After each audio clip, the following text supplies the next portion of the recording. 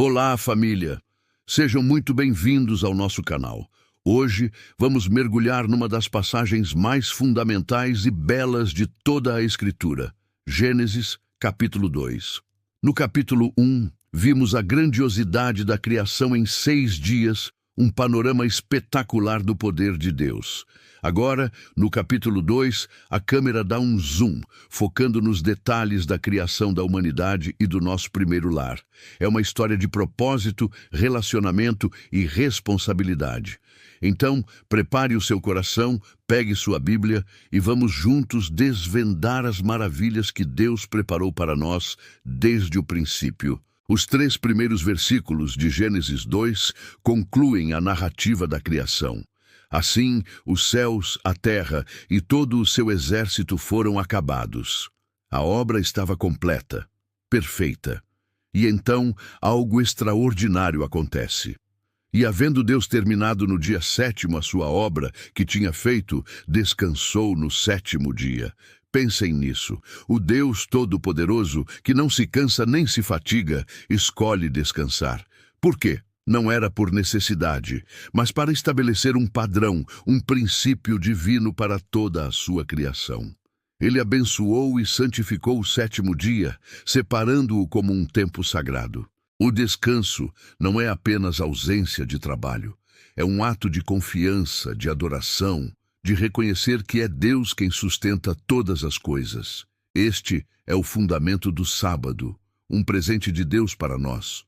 Um lembrete semanal para pausarmos, recarregarmos e nos reconectarmos com o nosso Criador.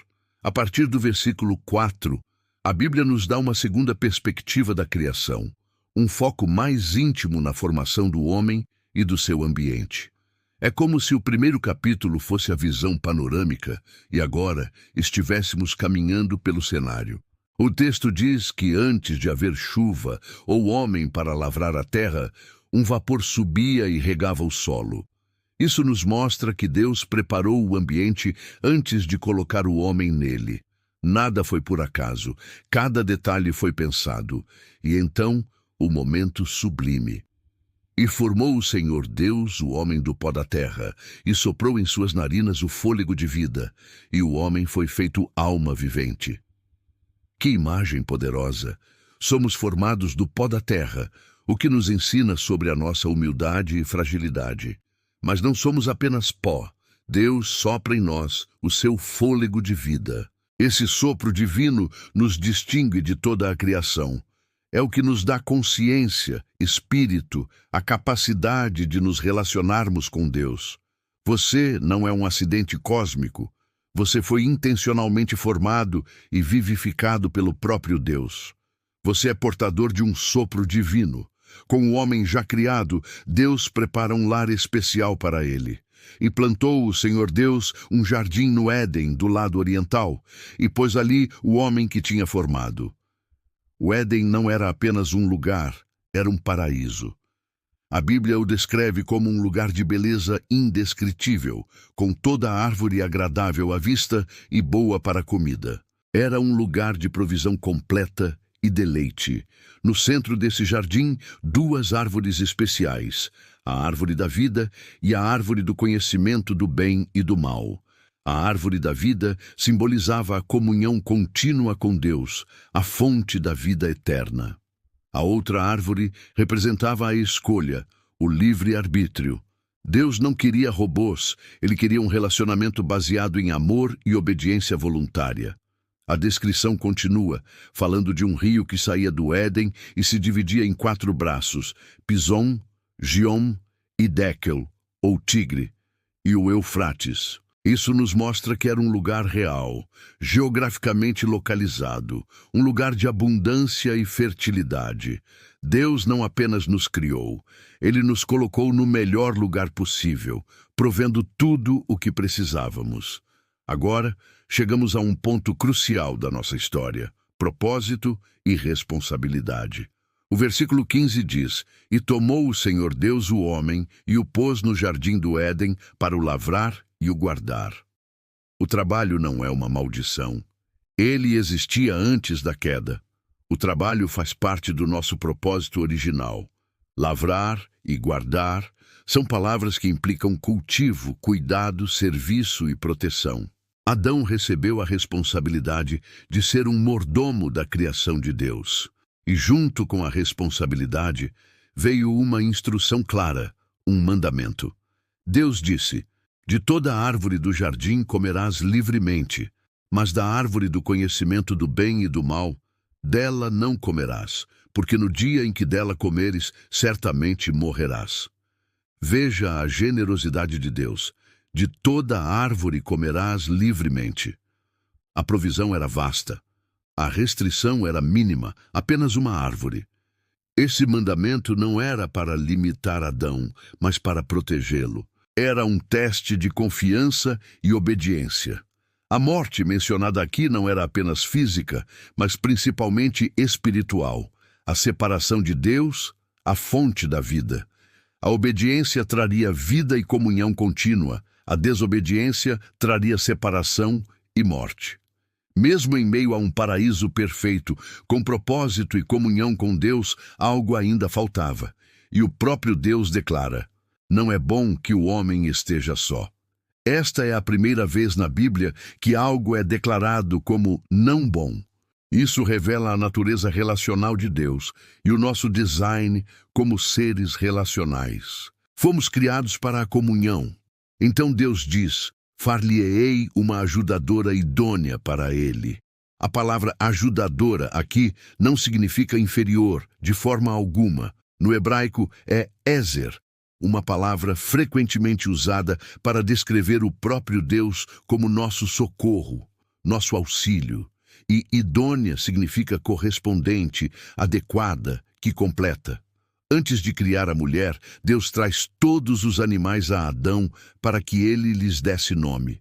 Este foi um ato de autoridade e inteligência, mostrando o domínio que Adão tinha sobre a criação. Mas ao nomear todos os animais, uma verdade ficou evidente. Para o homem, não se achava a ajudadora idônea para ele. Nenhum animal poderia preencher o vazio da solidão humana. Nenhum poderia corresponder a ele em espírito, mente e coração. Isso preparou o palco para a solução perfeita de Deus. E então, vemos a primeira cirurgia da história realizada pelo próprio Deus. Então, o Senhor Deus fez cair um sono pesado sobre Adão, e este adormeceu, e tomou uma das suas costelas e cerrou a carne em seu lugar. Deus poderia ter criado a mulher do pó, assim como fez com Adão, mas ele escolheu formá-la a partir do próprio Adão. Por quê? Há um simbolismo profundo aqui. A mulher não foi tirada da cabeça do homem para governá-lo, nem dos seus pés para ser pisada por ele, mas do seu lado para ser sua igual, de debaixo do seu braço para ser protegida e de perto do seu coração para ser amada. O versículo 22 continua: e da costela que o Senhor Deus tomou do homem, formou uma mulher e trouxe-a a Adão. Quando Adão acorda e vê Eva, sua reação é poética. É o primeiro poema de amor da história. Esta é agora osso dos meus ossos e carne da minha carne. Esta será chamada mulher, porquanto do homem foi tomada. Ele a reconhece imediatamente como parte dele, sua correspondente perfeita, a resposta para sua solidão. É a celebração do encontro, da completude. Esta criação da mulher e a união com o homem estabelecem o padrão divino para o casamento. O versículo 24 é uma das declarações mais importantes da Bíblia sobre o matrimônio. Portanto, deixará o homem o seu pai e a sua mãe e apegar-se-á à sua mulher, e serão ambos uma carne. Vamos analisar isso. Deixar implica criar uma nova unidade familiar com prioridade e independência. Apegar-se fala de um compromisso inabalável, de lealdade e permanência. E serão ambos uma carne descreve uma união profunda que vai além do físico. É uma união de vidas, de propósitos, de almas, criando algo novo e indivisível. O próprio Jesus cita este versículo para ensinar sobre a santidade e a permanência do casamento.